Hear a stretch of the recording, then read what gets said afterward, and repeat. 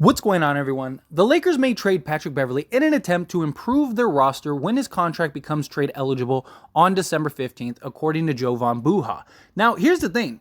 If I'm not mistaken, I believe Jovan Buha is wrong about the trade eligible for Patrick Beverley. If I'm not mistaken, Patrick Beverley can be traded right now and can even be aggregated. Like, they could take Patrick Beverley and Kendrick Nunn right now and go make a deal, go make a trade for specific players. Now, what it might be is that the December 15th, when everybody, like all the new signings and everything, can be offered. So, like, say, for example, they wanted to trade for, say, Josh Richardson and Doug McDermott, right? Patrick Beverley and Kendrick Nunn together wouldn't be enough to do that. But like Patrick Beverley, Kendrick Nunn, and like Damian Jones, I believe would clear enough to take on both of their salaries, right? Because Patrick Beverley and Kendrick Nunn together basically get you to about 21, 22 million.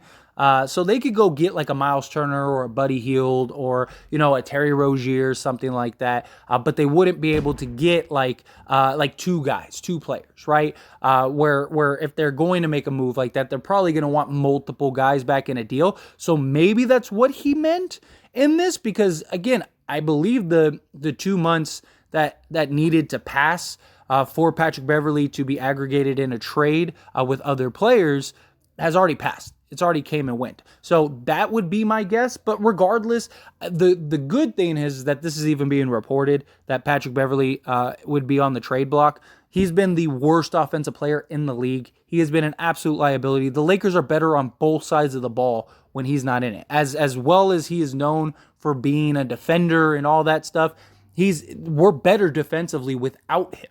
Like, you go look up the stats. Like, we're better on the floor when Patrick Beverley is not playing. And I understand he's that dog. I understand he's the high energy guy. I understand he's a guy that could be useful, especially come playoffs times. But we need to make the playoffs first off. And two, he's our most sizable contract next to like Russell Westbrook, right? As far as like trade pieces, like players we're actually going to trade. And so we don't have the luxury of keeping Patrick Beverley as our like Jared Dudley. We just don't. We're not in that position to where we can have a $13 million contract that isn't contributing at all and that we're better overall when he's not on the court. And so we have to do something. We have to find a way to move off of him and, very likely take Kendrick Nunn. I imagine they try to take Damian Jones' contract too, because he's basically completely fallen out of the rotation. And Winning Gabriel, Thomas Bryant have been so great for the Lakers. So I think they'll probably keep that three big rotation of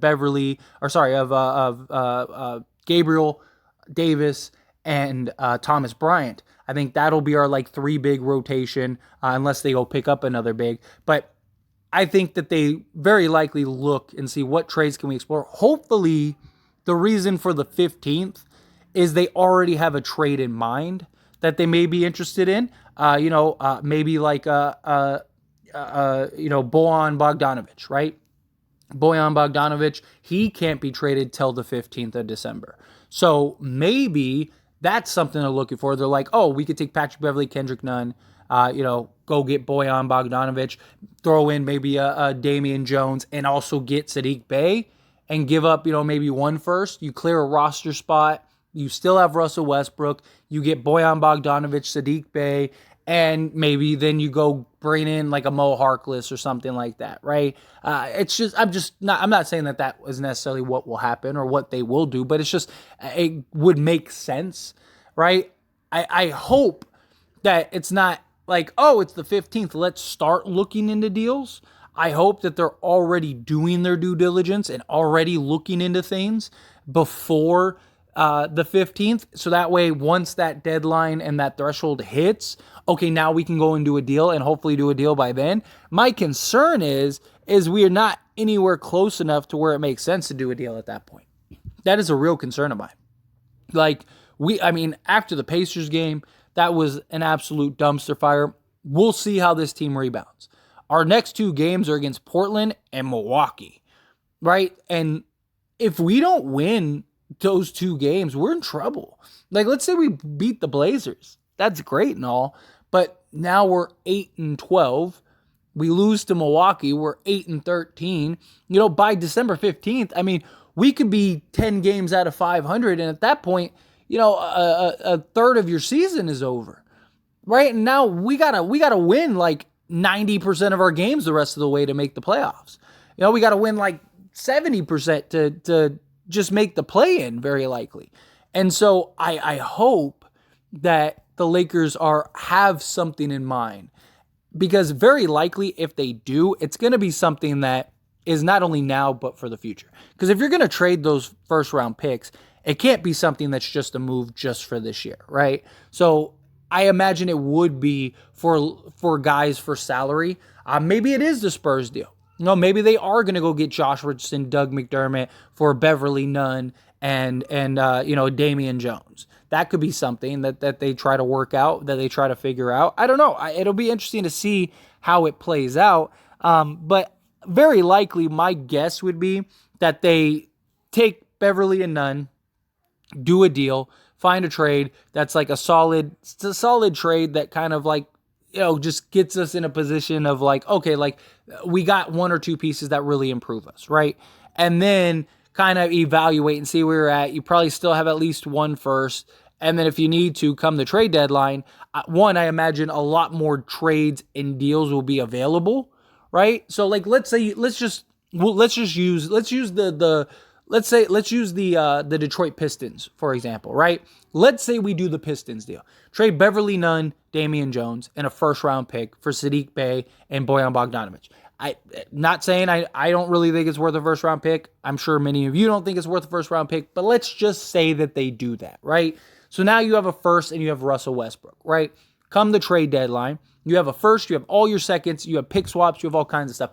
You're going to have a lot of deals that are going to open up because you're going to have teams that are going to just say, okay, we're not good enough, let's tank. We're going to have teams that are like, we have all these long-term salaries, let's just get rid of these guys. We're a middle-of-the-pack team. Why are we paying in the tax just to be a middle-of-the-pack team? A team like maybe Chicago or something like that, Yeah, like, why we got DeMar DeRozan, we got Vucevic, we got all these guys, but like we're still not very good. We're a play-in team. Like, let's unload some of these guys. So then maybe if you get like a Bojan Bogdanovic, you get a Saddiq Bey, right? You got that. Maybe you could take Russell Westbrook and again, just using it as an example. Not saying it will happen or that we even have enough. But like then let's say Chicago is like, hey, we want to unload DeMar DeRozan.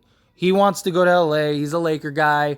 We know you only have one first. We'll trade you, DeMar DeRozan, Nikola Vucevic, and whatever salary filler, maybe Alex Caruso or something like that. And then you give us Russell Westbrook and whatever pieces you need. Or maybe it's just Vucevic and DeMar DeRozan for Russ and whatever other piece filler you need. Maybe it's like JTA or something like that to get them over the top, right? Okay, cool. Now you basically just, by the trade deadline, turned these three into DeMar DeRozan, Vucevic, Saddiq Bey, and Bojan Bogdanovic. You basically just got 2 or 3 20-plus point game scorers. You got a young 3-and-D wing that can score and put points up in a vacuum.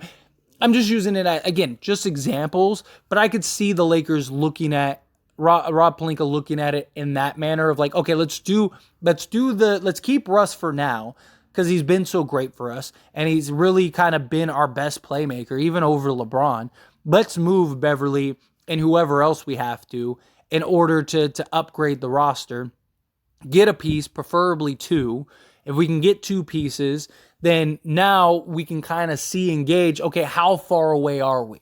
So like let's say we get Bojan Bogdanovic and you get Saddiq Bey. Again, just using it as an example. But let's say you get those 2 and you go on a 7-game win streak. Bojan Bogdanovic fits perfectly. He's giving you 20 a game at least, if not more. Everything's smooth. Like you got that floor spacer, that shooter, that go-to. Saddiq Bey, change the scenery. He's looking great. I mean, this is a guy that put up a 50-point game, right? So maybe he's coming in and he's giving you, 12 points a game and you just got 32 extra points a game. Saddiq Bey's, stepping up on the defensive end. Lakers are gelling. Lakers are going good. Okay, cool. Can we win with just this team or do we still need another move or two to really put us over the top? Or maybe you get that deal you get that phone call from a team that's like, hey, we really want Russell Westbrook. We'll take whatever you have. You have 1 first left. We'll take the first. Give us 2 seconds, and then take your pick amongst these players. Something like that. Maybe Charlotte calls and is like, hey, you could take your pick. You can have any 3 players you want outside of like maybe Bridges and LaMelo Ball, right? So then maybe we could get Washington and Kelly Oubre and maybe a Terry Rozier. And now you got those 3 plus Boyan plus Bay, and now you kind of solved all your issues, Or maybe Indiana comes around and maybe Indiana's like, okay, like we'll do it for 1 first. You only have 1 first now. We'll do it for 1 first. We want to get something for Miles Turner and we can move off of Buddy Hield. Maybe that happens. And then you got, Boyan Bogdanovic, you got Sadiq Bey, and you got Miles Turner and Buddy Hield. Maybe you could work it out. I'm not saying it will happen. I'm not saying it should happen. I'm not saying anything. I'm just saying, like, I hope that that's how Rob Pelinka is trying to look at this and break this down. My hope is Pelinka's looking at this as like, okay, we need a trade that can put us over water. And look, Rob Pelinka definitely has his work cut out for him. Seriously, he's got a lot of work cut out for him. But hopefully he's looking, okay, let's do this trade to this trade helps us stay afloat and will put us over 500, over the course of now and from the time of the trade to that, right? So then maybe we could get to, a couple games over 500 by the trade deadline and then kind of evaluate, see where we're at, go get Russell Westbrook, trade him, whatever for whatever else you need. Maybe you could work something like that out because any trade, that's basically your team, right? That's basically where you're at. So that would be my guess. That would be my thoughts. And hopefully that's what Rob Pelinka is looking into. I hope he's not waiting. I hope he doesn't wait till the 15th to start doing this stuff. I hope he already has it figured out and worked out. And then, he's ready to go come that date. But anyway, as always, is a discussion. So I want to hear from you. Let me know your thoughts and opinions down in the comment section below. What do you think? Do you hope that they do something? Do you think that they'll do something? Do you hope they do a smaller deal? Do you think they do, any deals? However you feel, good, bad, ugly, somewhere in between. Love to hear your thoughts and opinions. Let me know down in the comment section below.